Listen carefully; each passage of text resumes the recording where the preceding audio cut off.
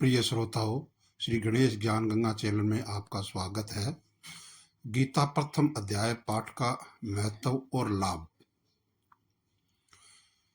प्रिय श्रोताओं, आपसे मेरा निवेदन है कि भागम भाग इस जिंदगी में समय का अभाव सबके पास होता है, लेकिन हमारे कीमती समय के अंदर से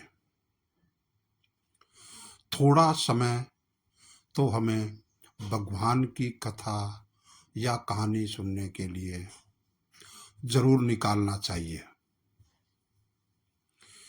वीडियो को पूरा देखें, लाइक और शेयर करें। ऐसी ही धार्मिक कथा और कहानियां सुनने के लिए हमारे चैनल श्री गणेश ज्ञान गंगा को सब्सक्राइब कर लें। गीता में भगवान श्री कृष्ण ने रणभूमि में अर्जुन को जो ज्ञान दिया था वह गीता में बताया गया है। गीता में कुल 18 अध्याय हैं और उन सभी का अपना अलग अलग महत्व है। आइए जानते हैं गीता के पहला अध्याय का महत्व क्या है। श्री गीता जी उपनिषदों का सार है। महाभारत युद्ध के समय रणभूमि में भगवान श्री कृष्ण ने अर्जुन को जो ज्ञान दिया था वह गीता में बताया गया है। गीता में ऐसी बहुत सी बातें हैं जो मनुष्य को जीवन की हर कठिनाइयों को आसान बनाती है। इतना ही नहीं, गीता पढ़ने पर मनुष्य को बहुत सी नई जानकारियां भी मिलती है। साथ ही हर अध्याय के नियमित पाठ का अपना लाभ और महत्व है। भगवान शिव ने देवी पार्वती को गीता के पहले अध्याय के पाठ का महत्व जो बताया है वह यहां आपके लिए प्रस्तुत है। लेकिन गीता के पहले अध्याय के महत्व को जानने से पहले जान लीजिए श्रीमद् भगवद गीता के प्रथम अध्याय की खास बातों के बारे में। गीता के पहले अध्याय का नाम अर्जुन विषाद योग है।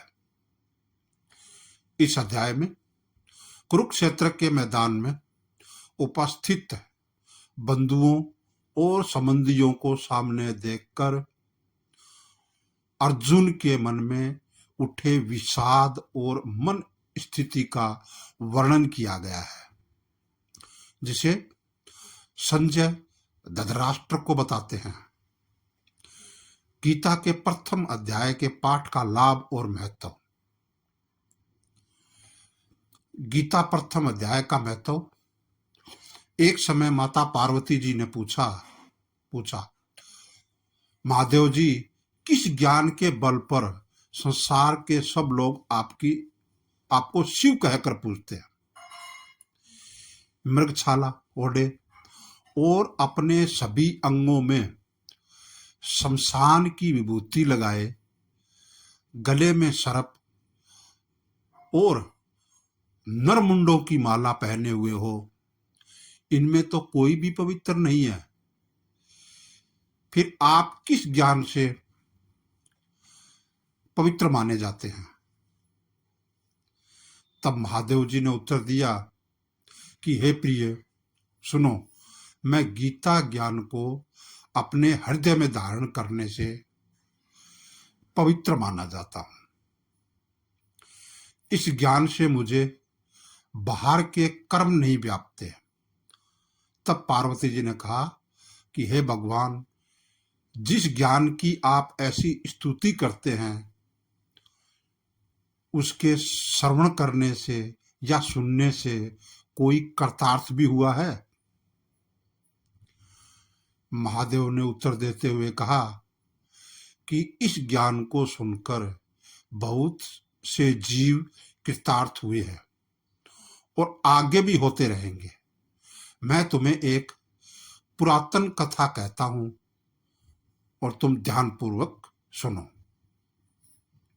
एक समय पाताल लोक में शेषनाग की शैया पर श्री नारायण जी नैन मूंद कर आनंद में मगन थे। उस वक्त भगवान के चरण दबाते हुए माता लक्ष्मी जी ने पूछा, हे प्रभु, निद्रा और आलस्य तो उन पुरुषों को व्यापता है जो जीव तामसी होते हैं, फिर आप तो तीनों गुणों से अतीत हो, आप तो वासुदेव हो, आप जो नेत्र मूंद रहे हो, इससे मुझको बड़ा आश्चर्य है। नारायण जी ने उत्तर देते हुए कहा, हे लक्ष्मी, मुझको निद्रा आलस्य नहीं व्यापता। एक शब्द रूप जो भगवत गीता है, उसमें जो ज्ञान है, उसके आकार रूप है। यह गीता शब्द रूप अवतार है। इस गीता में यह अंग है। 5 अध्याय मेरे मुख है, 10 अध्याय मेरी भुजा है, 16वां अध्याय मेरा हृदय है और मन और मेरा उदर है, 17वां अध्याय मेरी जंघा है और 18वां अध्याय मेरे चरण हैं। गीता श्लोक ही मेरी नाड़ियां हैं और जो गीता के अक्षर है वो मेरा रोम है। ऐसा मेरा शब्द रूपी जो गीता ज्ञान है, उसी के अर्थ में मैं हृदय में विचार करता हूं और बहुत आनंद प्राप्त होते हैं। लक्ष्मी जी बोली, हे श्री नारायण जी, जब श्री गीता जी का इतना ज्ञान है तो उसको सुनकर कोई जीव कृतार्थ भी हुआ है? सो मुझको कहो। तब श्री नारायण जी ने कहा, हे लक्ष्मी, गीता ज्ञान को सुनकर बहुत से जीव कृतार्थ हुए हैं, सो तुम सुनो। एक व्यक्ति था जो चांडालों के कर्म करता था और तेल नमक का व्यापार करता था। उसने एक बकरी भी पाल रखी थी। एक दिन में बकरी चराने के लिए वन में गया और वृक्ष के पत्ते तोड़ने लगा। वहां उसे एक सांप ने डस लिया, जिससे वह तुरंत मर गया। मरने के बाद उसने बहुत से नरक भोगे और फिर उसका जन्म एक बैल के रूप में हुआ। उस बैल को एक भिक्षुक यानी भिखारी ने मोल ले लिया। वह भिक्षुक उस पर चढ़कर सारे दिन मांगता फिरे। जो कुछ भिक्षा मांगकर लाता वह उसे अपने परिवार के साथ मिलकर खाता और वो बैल सारी रात द्वार पर खड़ा रहता। उसके खाने पीने का कोई भी ख्याल नहीं करता था और सुबह होते ही बैल पर चढ़कर फिर मांगने निकल जाता था। जब बहुत दिन हो गए तो वह बैल भूख से गिर गया, लेकिन उसके प्राण नहीं निकले।